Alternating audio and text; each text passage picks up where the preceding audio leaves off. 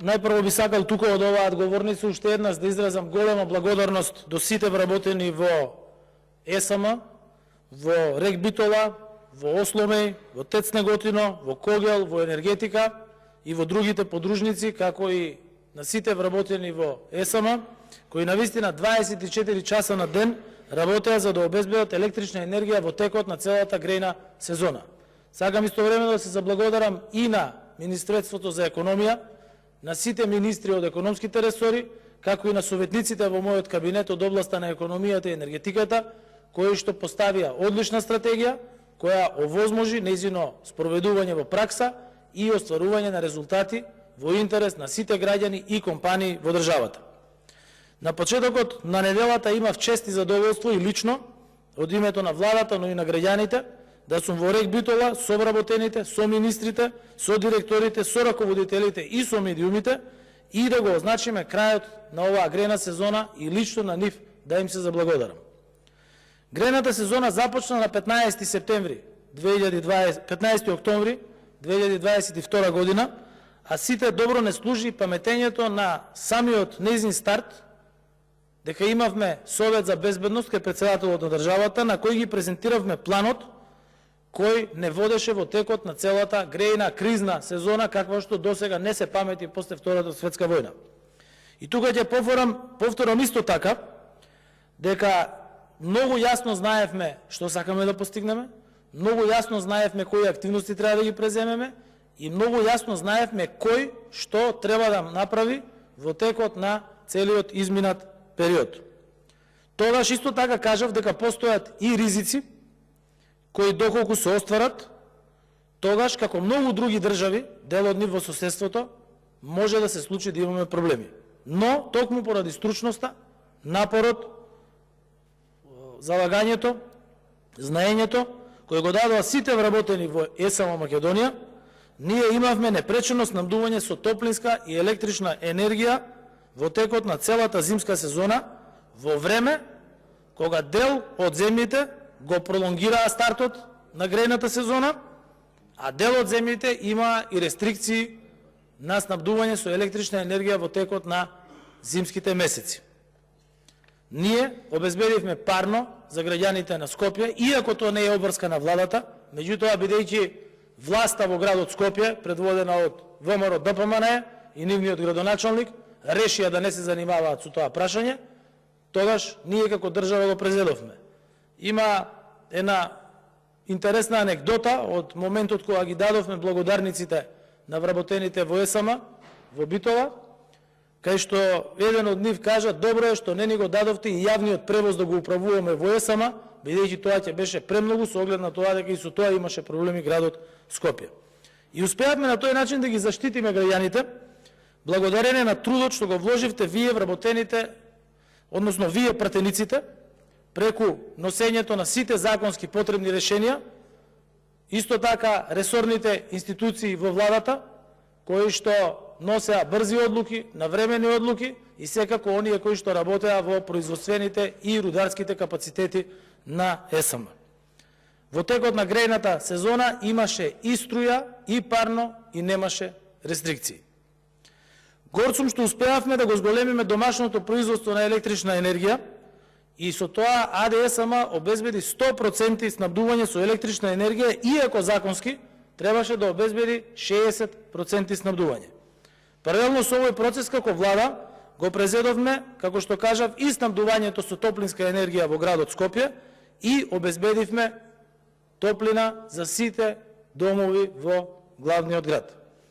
Зголеменото домашно производство донесе стабилни цени, планот даде резултат, а тоа е најдобар демант на критичарите и квази експертите, кои во текот на последниот квартал минатата година предвидуваа најцрни сценарија и го вознемируваа народот. Истите тие претходно беа експерти за лекување од корона, истите тие во короната ширеа најразлични лаги, истите тие потоа станаа експерти за европски интеграции во текот на јули минатата година и истите тие станаа експерти за производство и дистрибуција на електрична енергија само со цел да шират лаги, хистерија и страв помеѓу граѓаните. Тоа беше демантирано на најдобар начин токму со резултатите од она што се направи во текот на грејната сезона. Токму поради зголеменото производство на електрична енергија во државните капацитети, овозможивме ефтина електрична енергија за производителите на основни прехранбени производи, за училиштата и ги стабилизиравме цените на основните прехранбени производи. Успеавме да обезбедиме пониска цена на електрична енергија за 72.000 компании кои вработуваат 98% од вработените во државата на регулираниот пазар и никакво покачување на цената за граѓаните. Тоа беше нешто што никој не го очекуваше, бидејќи истите тие експерти и опозицијата велеа дека цената на електрична енергија ќе се зголемела за 50 или 60%, што не се случи. Во рамки на изминатата грејна сезона 2022-2023 година, во месеците октомври, ноември, декември, јануари, февруари и март е остварено вкупно домашно производство на електрична енергија, кое што е за 45% поголемо од истите месеци во претходната сезона. АДСМ успеа да обезбеди и енергетска независност на државата, работејќи со капацитети стари и по 40 години, одржувајќи ги во функција со цел да се произведува електрична енергија. Воедно како резултат на нашите добрососедски односи и добрите односи со државите од соседството, успеавме да го зголемиме притисокот на гасоводот кој што го имаме со Република Бугарија и со тоа да обезбедиме проток на газ за 500.000 нормални метри кубни газ и вкупниот капацитет да биде многу поголем од она што беше досега. Тоа овозможи да имаме либерализација на снабдувањето со газ во државата и да имаме непречено снабдување со газ во случај да имаше прекин на снабдување од рускиот, кој што во текот на изминатите 2 децении беше единствениот кој што се носеше во државата. Со ова би сакал да ве потсетам на она што пред само 6 месеци го зборуваа критизерите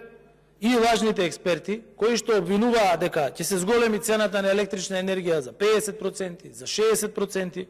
а најдобар демант за тоа е дека не само што не се зголеми цената на електричната енергија, туку заради добрите политики и добриот план цената на електричната енергија, како што беше кажав, е намалена за голем дел од потрошувачите. Тоа од друга страна и овозможува на регулаторната комисија за енергетика заради зголеменото производство да прави калкулации, бидејќи тие се независно тело, за повторно воведување на ефтина дневна тарифа на електрична енергија. И тоа се резултатите кои што најдобро зборуваат за она што е правено и што е направено во текот на изминатата грејна сезона. Она што во моментов се прави е подготовка за следната сезона, ремонт на блоковите, ремонт на производствените капацитети, обезбедување на суровини, штедење на суровините, бидејќи идната зима нема да биде ништо подобра од оваа зима, со оглед на тоа дека се уште бесне е војна во Украина,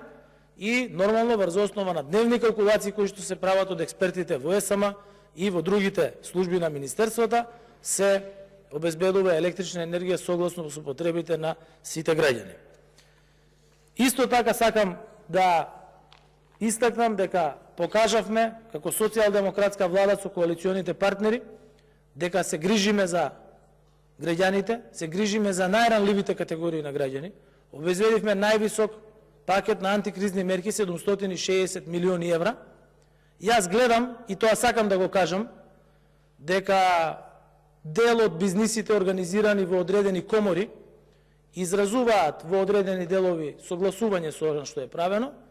меѓутоа во одредени делови тие би сакале да добијат повеќе од тоа што можело државата да го обезбеди. Јас тука би сакал да кажам нешто многу важно. Во една ваква криза важна е солидарноста. Таа солидарност значи да се помогне на оние кои што најмалку имаат, бидејќи оние кои се богати и со криза и без криза пак се богати. Ви благодарам.